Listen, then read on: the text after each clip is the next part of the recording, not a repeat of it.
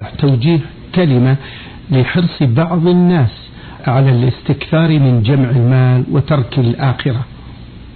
قال تعالى: يا أيها الذين آمنوا لا تلهكم أموالكم ولا أولادكم عن ذكر الله ومن يفعل ذلك فأولئك هم الخاسرون.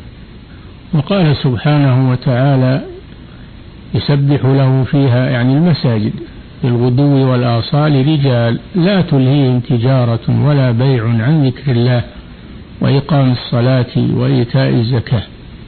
وقال سبحانه وتعالى: يا أيها الذين آمنوا إذا نودي للصلاة من يوم الجمعة فاسعوا إلى ذكر الله وذروا البيع ذلكم خير لكم إن كنتم تعلمون.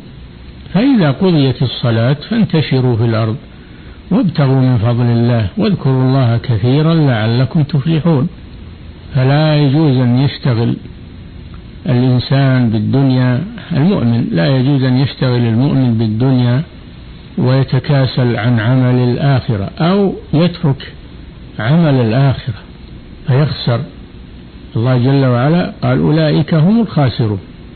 وإن أخذوا الدنيا كلها فهم خاسرون إذا ضيعوا دينهم أو تساهلوا فيه.